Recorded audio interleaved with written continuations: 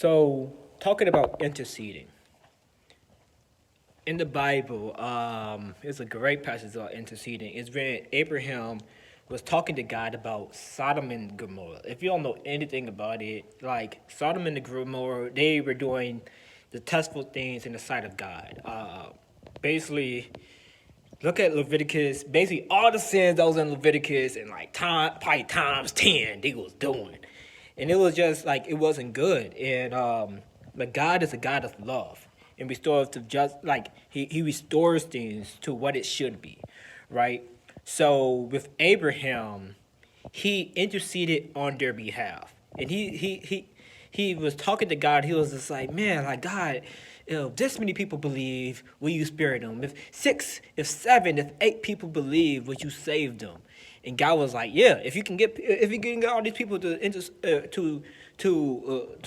change their lives around, to stop sinning, like of course, like I'll save them. And I think part of the reason that happened, God was like seeing like how strong Abraham's faith was, and their relationship was so close that God was like, "Hey, like you could talk to me," and that's how we should be. We should be talking to God, and God was like, "Man, I want you to keep on interceding."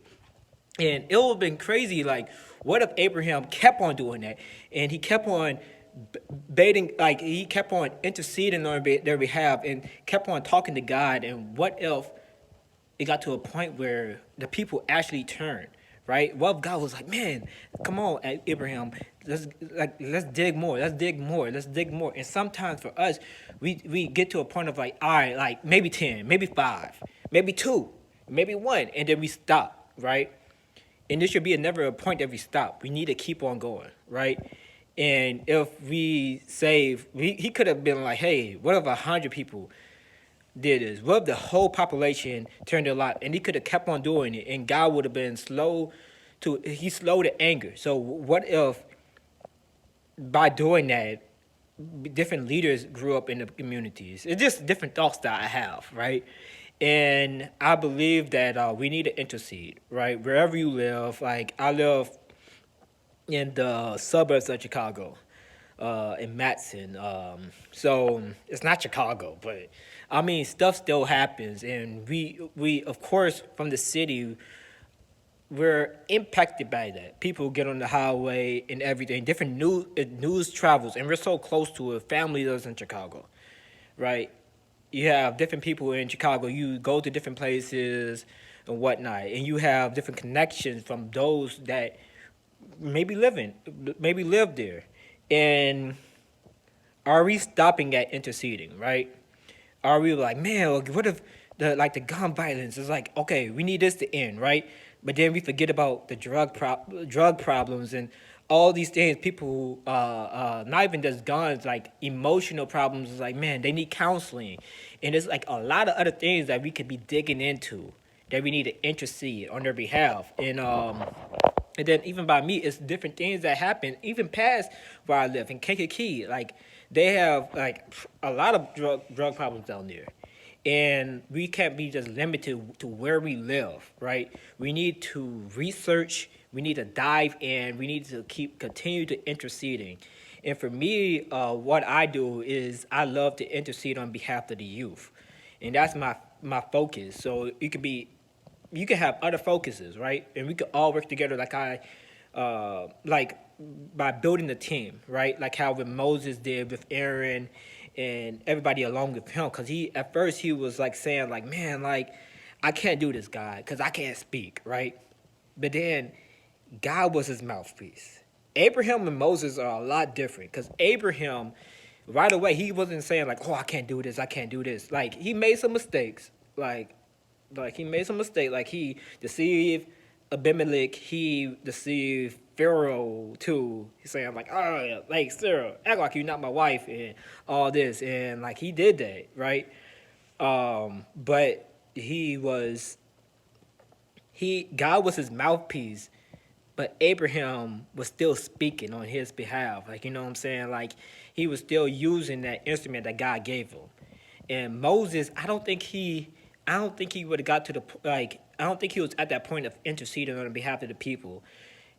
God had to help him and pull them along the way. And that happens a lot too. We give God a little bit, and God is like, all right, like let's work with this until you can give me a little bit more. Let's keep on working on this. Let's keep on working on this. And then it's like, all right, now you at your full potential. Let's keep on doing more. But hey, you there? I'm working with you, like a personal trainer for basketball, baseball, whatever sport you playing, like chess, like whatever field of study you're in. It's like, hey, like I got a little bit. Like let's keep on working. But we there. We at a good point. And for me, like I'm growing. These videos, I hope it's blessing you guys because it's blessing me because it's like things that I deal with, and I'm like, man, like, hey, I'm growing with this. Like now, I'm a better youth leader than I was yesterday. Not last year, but it's like, man, like every day I'm improving. And now,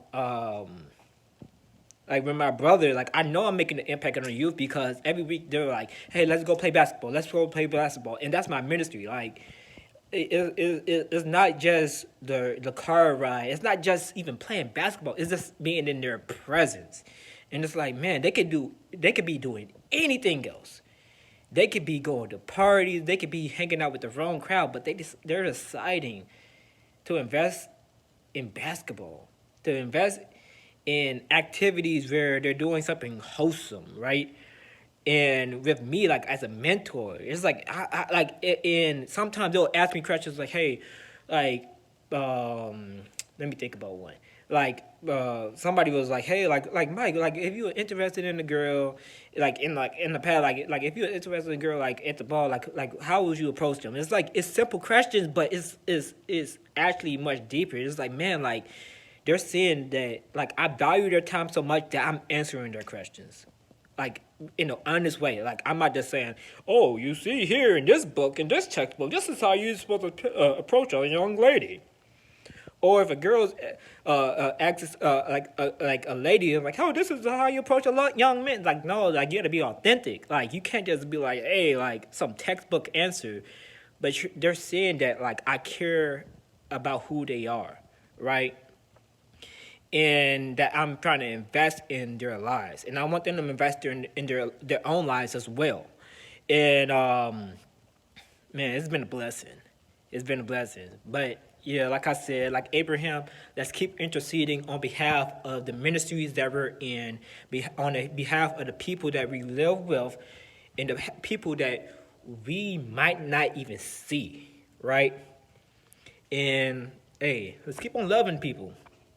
And like Abraham, like I said, keep on interceding. God loves you, and I do too. Peace. Don't forget to subscribe in the middle. And of course, I'm going to have videos on my left and then my right. So you already know what it is.